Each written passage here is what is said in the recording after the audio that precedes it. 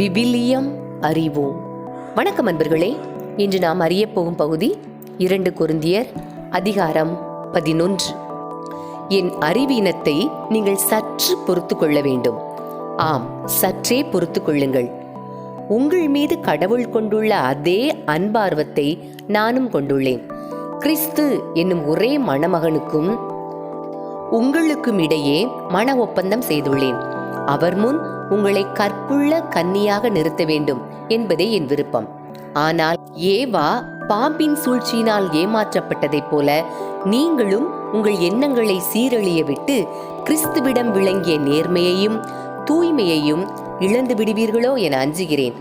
உங்களிடம் யாராவது வந்து நாங்கள் அறிவித்த இயேசுவை தவிர வேறு ஓர் இயேசுவை பற்றி அறிவித்தால், அல்லது நீங்கள் பெற்ற தூய ஆவியை தவிர வேறு ஓர் ஆவியை பற்றி பேசினால், அல்லது நீங்கள் ஏற்ற நற்செய்தியை தவிர வேறு ஒரு நற்செய்தியை கொண்டு வந்தால் நீங்கள் அவர்களை எளிதாக ஏற்றுக்கொள்கிறீர்கள்.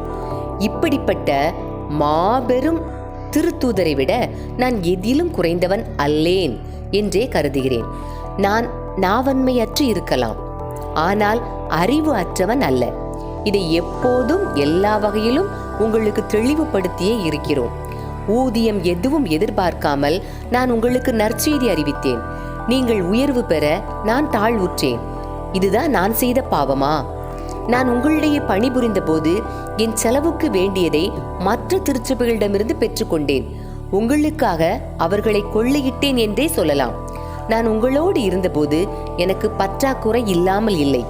எனினும் நான் உங்களில் எவருக்கும் சுமையாய் இருந்ததில்லை. மாசிதோனியாவிலிருந்து வந்த அன்பர்கள் என் பற்றாக்குறையை போக்கினார்கள். நான் எதிலும் உங்களுக்கு சுமையாய் இருந்ததில்லை, இனி இருக்கவும் மாட்டேன். கிறிஸ்துவின் உண்மையே என்னுள்ளும் இருப்பதால் நான் பெருமைப்படுவதை அக்காயா பகுதியில் உள்ள யாரும் தடுக்க முடியாது. ஏன் இப்படி சொல்கிறேன்? உங்களிடம் எனக்கு அன்பே இல்லை என்பதாலா? நான் உங்கள் மீது அன்பு கொண்டவன் என்பது கடவுளுக்கு தெரியும். எங்களை போன்று பணியாற்றுவதாக காட்டி தம் பணியில் பெருமை அடைய சிலர் வாய்ப்பு தேடுகின்றனர். அந்த வாய்ப்பு அவர்களுக்கு கிடைக்காதிருக்க நான் இப்போது செய்து வருவதையே தொடர்ந்து செய்வேன். ஏனெனில் இத்தகையோர் போலி திருத்தூதர், வஞ்சக வேலையாட்கள், கிறிஸ்துவின் திருத்தூதராக நடிப்பவர்கள். இதில் வியப்பு என்ன? சாத்தான் கூட ஒளியை சார்ந்த தூதனாக நடிக்கிறானே. ஆகவே அவனுடைய தொண்டர்கள் கடவுளுக்கு ஏற்புடையவர்களாக நடிப்பதில் வியப்பு ஒன்றுமில்லை. அவர்களது முடிவு அவர்களுடைய செயலுக்கு ஏற்பவே அமையும். நான் மீண்டும் சொல்கிறேன், நான் ஒரு அறிவிலி என எவரும் எண்ண வேண்டாம். அவ்வாறு எண்ணினால் என்னை அறிவிலியாகவே வைத்துக் கொள்ளுங்கள். அப்படியானால் நானும் சற்று பெருமை எடுத்துக் கொள்ளலாமே. நான் இவ்வாறு பெருமையாய் பேசுவது ஆண்டவரின் தூண்டுதலால் அல்ல, மாறாக நான் ஓர் அறிவிலியாய் இருப்பதால் தான்.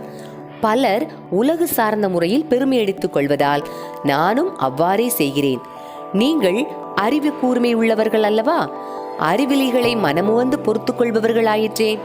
யாராவது உங்களை அடிமைப்படுத்தினாலும் சுரண்டினாலும் உங்களுக்கு கண்ணி வைத்தாலும் உங்களிடம் இருமாப்போடு நடந்து கொண்டாலும் உங்களை கன்னத்தில் அறைந்தாலும் நீங்கள் பொறுத்து கொள்கிறீர்கள். இப்படியெல்லாம் செய்ய நாங்கள் வலுவற்றவர்களே. இது அவமானத்துக்குரிய ஒன்றுதான். அவர்கள் எதில் பெருமை பாராட்ட துணிகிறார்களோ அதில் நானும் பெருமை பாராட்ட துணிந்து நிற்கிறேன். இப்போதும் ஓர் அறிவிலியை போன்றே பேசுகிறேன். அவர்கள் எபிரேயரா? நானும் தான். அவர்கள் இஸ்ரேலரா? நானும் தான். அவர்கள் ஆபிரகாமின் வழிமரபினரா? நானும் தான். அவர்கள் கிறிஸ்துவின் பணியாளர்களா? நான் அவர்களை விட சிறந்த பணியாளனே. இங்கும் நான் ஒரு மதியினனாகவே பேசுகிறேன். நான் அவர்களை விட அதிகமாய் பாடுபட்டு உழைத்தேன். பன்முறை சிறையில் அடைப்பட்டேன், கொடுமையாய் அடிபட்டேன். பன்முறை சாவின் வாயிலில் நின்றேன். 5 முறை யூதர்கள் என்னை சாட்டையால் 1 குறைய 40 அடி அடித்தார்கள். 3 முறை தடியால் அடிபட்டேன். 1 முறை கல்லெறிப்பட்டேன். 3 முறை கப்பல் சிதைவில் சிக்கினேன். ஓர் இரவும் பகலும் ஆழ்கடலில் அல்லலுற்றேன்.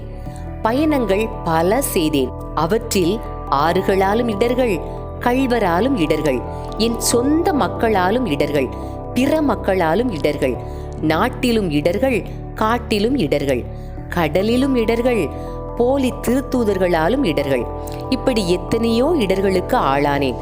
பாடுபட்டு உழைத்தேன், பன்முறை கண் விழித்தேன், பசி தாகமுற்றேன், பட்டினி கிடந்தேன், குளிரில் வாடினேன், ஆடையின்றி இருந்தேன்.